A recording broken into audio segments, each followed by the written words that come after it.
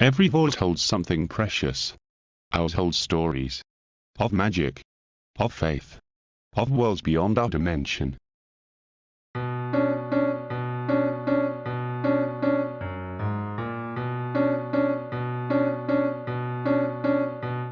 Today, The Art of Alt presents The True Love Series, Volume 1, Chapter 1. The New Lieutenant of the Guard. Welcome. Make yourself at home.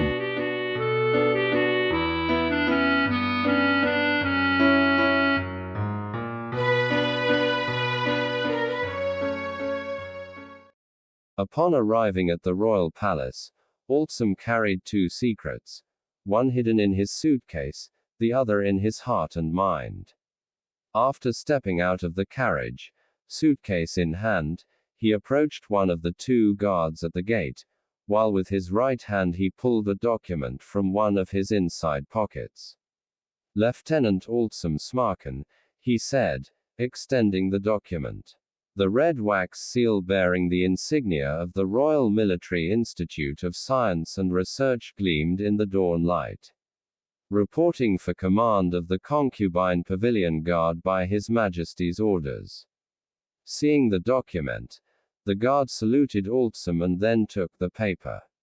With it in hand, he entered the palace, leaving the new lieutenant with his guard duty partner. The other guard, observing the newcomer, was puzzled. Before him, he understood, stood a new lieutenant of the Royal Guard, an officer trained to defend not only the king, but also his family and key resources of the kingdom. However, what he saw was a young man with refined manners and a calm, almost gentle temperament. When the first guard returned, he wasn't alone. His companion, dressed slightly more conspicuously, greeted Altsomn as he introduced himself. "Welcome, Lieutenant Stmarken, I'm Sergeant Petrillo," he said. "Our captain is expecting you." As they made their way to the captain's office, with the sergeant escorting the lieutenant, Altsomn looked around. It wasn't the first time he'd walked those corridors, and he still remembered what they had been like before.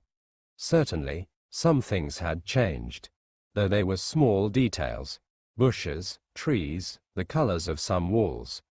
Not so much had changed in 2.5 years. "Captain, Lieutenant Stmarken has come to report his arrival at the palace," Sergeant Petrillo said upon entering the office, after exchanging salutes. Altsomn saluted the captain as well. "You may leave, Sergeant," the captain said, taking the lieutenant's credentials. "Welcome, Lieutenant Stmarken. I am Carlo Kefasa, captain of the Royal Palace Guard. I will be quite frank. We don't usually receive bookworms from the Institute of Science, so I expect you to meet our standards. But first, because you are now an officer of our guard, I must present you to the king." The captain stood and led Altsomn down a path he actually knew. At the end of it, they both stood before the door to His Majesty King Granspad Urel-Salem's office. Both guards saluted the officers, and the captain handed him the lieutenant's document. "His Majesty awaits you," said one of the guards, the one who had entered the office after checking the documents, as he returned. Just after entering, the captain bowed. Altsomn, fully aware of the reason for this, imitated him. "Your Majesty, I present to you Altsomn Stmarken, the new lieutenant of the Concubine Pavilion Guard," said the captain, his torso still bowed. "Welcome, Lieutenant Stmarken," said King Granspad, his eyes fixed on Altsomn. "What family do you come from?" Between the captain and the lieutenant, one knew exactly the meaning of this question. The other thought he did. "My father is Baron Stmarken, from the western mountains of the nation," replied Altsomn, focused on simply answering this question. The king let out a very brief, restrained, and almost silent chuckle. "Very well, Lieutenant Stmarken," he said, his expression then shifting to a more serious and solemn one.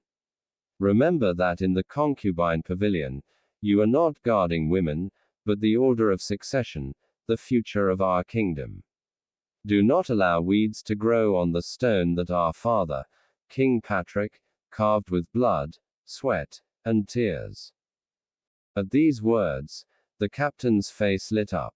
Years before assuming command of the guard, he, Carlo Kefasa, had served in the troops of the great Patrick Urel, king of Oriena.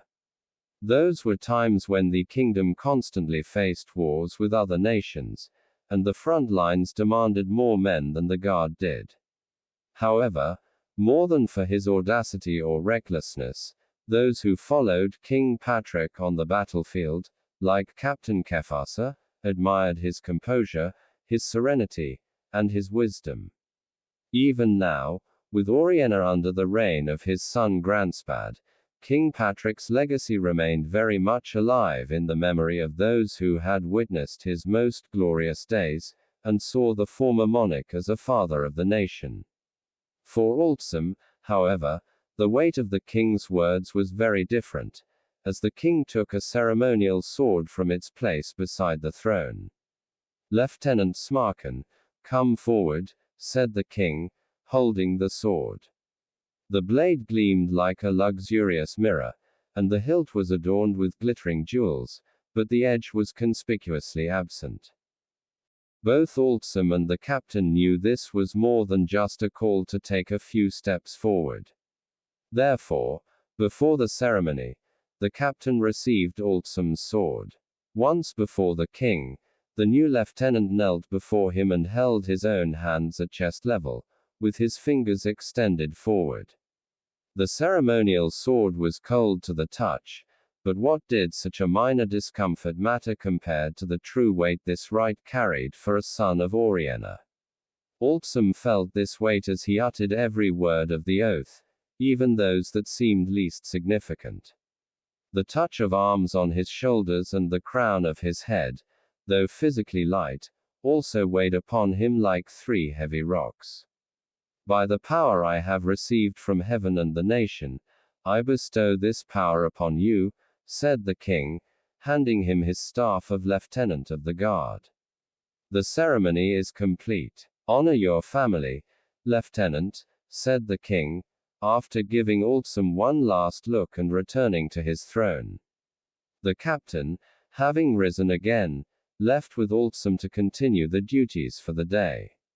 He was a man of few words, but agile and energetic like a young soldier despite the passing years.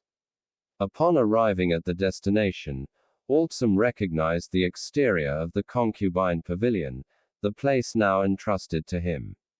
"Guards, let's go in. Summon the entire guard of the pavilion. This will be quick," the captain told those stationed at the entrance. One of them lingered, glancing sideways at the new lieutenant as much as he could, wondering if he had met him before, without reaching an answer.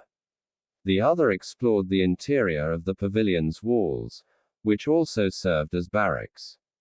"Men of the Concubine Pavilion Guard, I present to you your new lieutenant, Altsomn Stmarken. I expect you to work with him as any true royal guard does, as one body in the defense of our nation.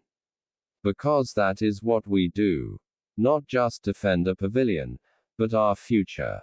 Never forget that. Let no ladies' squabble distract you from that mission," the captain said loudly to all those gathered. "Now, sergeants, please come with me. The rest of you, to your posts." The captain, Altsomn, and the sergeants proceeded to an office that, judging by its layout, appeared to have been recently emptied. There were barely enough chairs for everyone present. Altsomn looked around, searching for nooks and crannies and markings on the wall. "Lieutenant Stmarken, from today forward, this will be your office," the captain said. "It's not fully furnished yet, but you can request whatever you need for it. I've now gathered you here with the sergeants of this pavilion so they can present you with all the relevant information regarding the guard here. If it hasn't been emphasized enough already, I'll do so again now. Protecting this pavilion is protecting the future of our kingdom. Altsomn took notes on everything the captain and the sergeants told him. At least, that's how it appeared from the presenter's perspective. He did note the logistical and routine matters, but included only the aspects that seemed most relevant. He also noted the names of all the concubines and their respective chief ladies in waiting, though he had only just finished learning the names of the 4 high-ranking ones: Shessa, Verena, Esther, and Ma. But what Altsomn paid most attention to was the presentation on the physical spaces of the pavilion. At this point, he not only paid attention to the details and made notes, but he also reproduced the plans shown to him as faithfully as possible.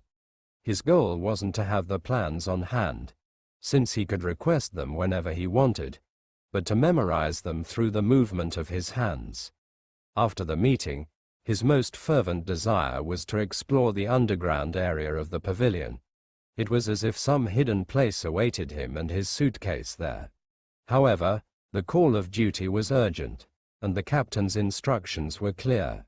Everyone had to prepare for the following day, when Lady Verena's 18th birthday would be celebrated in grand style.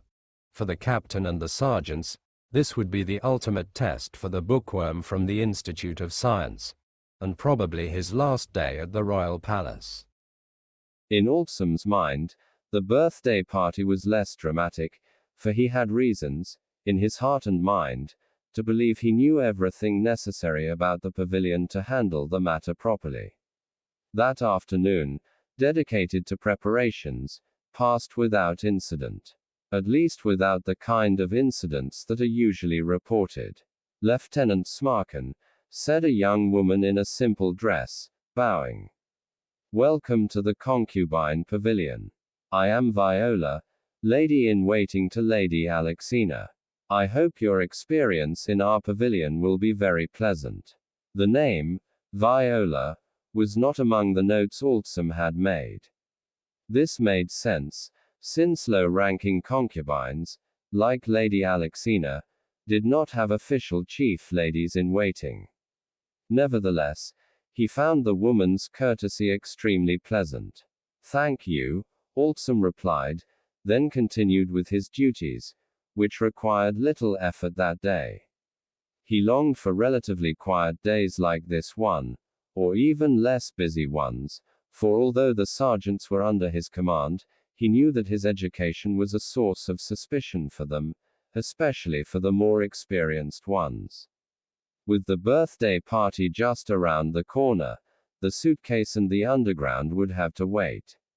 There would be another time for hiding and clinking.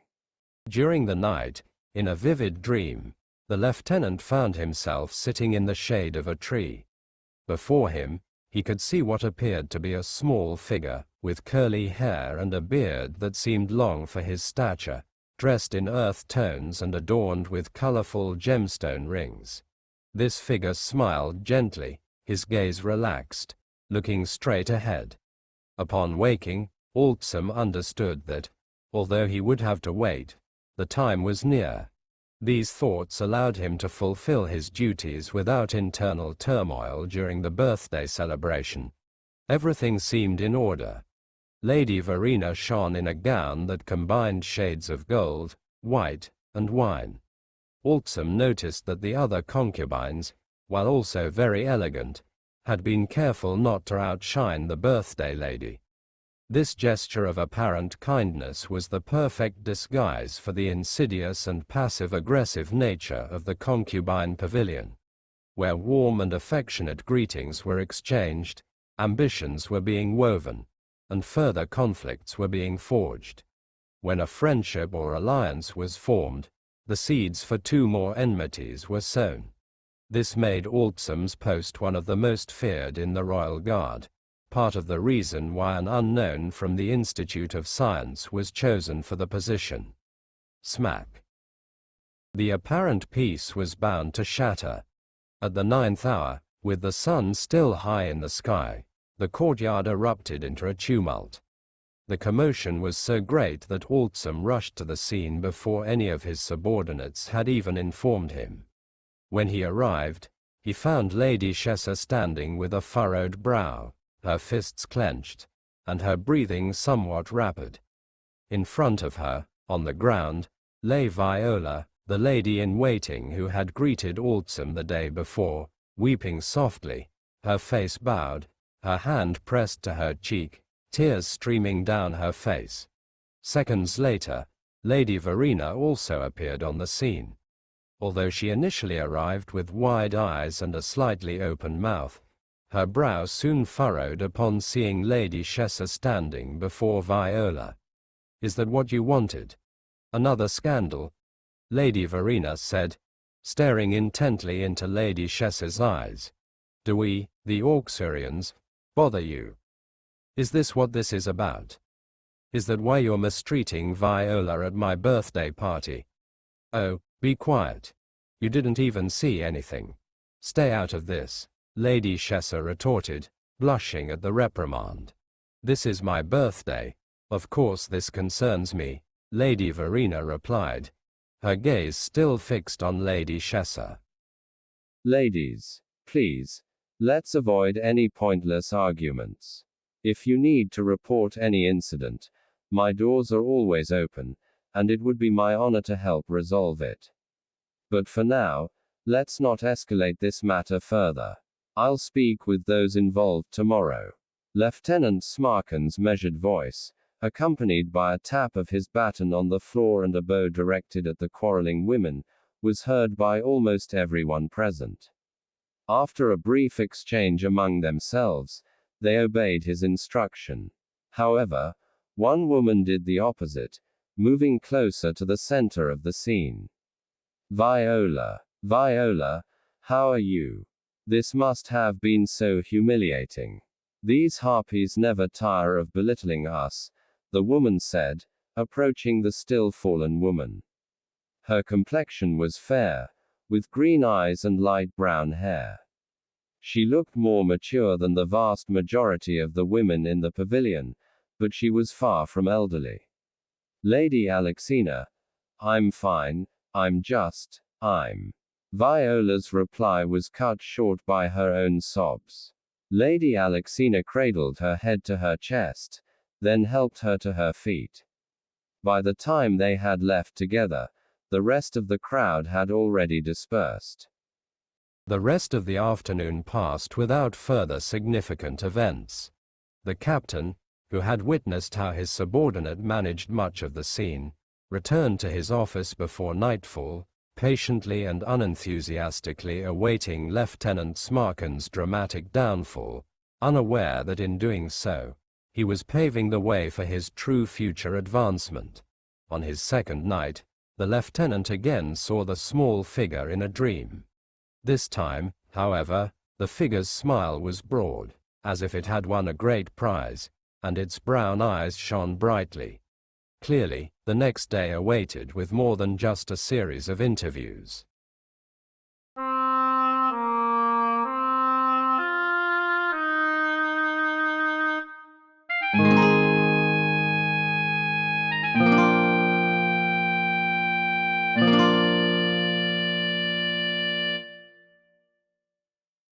See you soon on Chapter 2.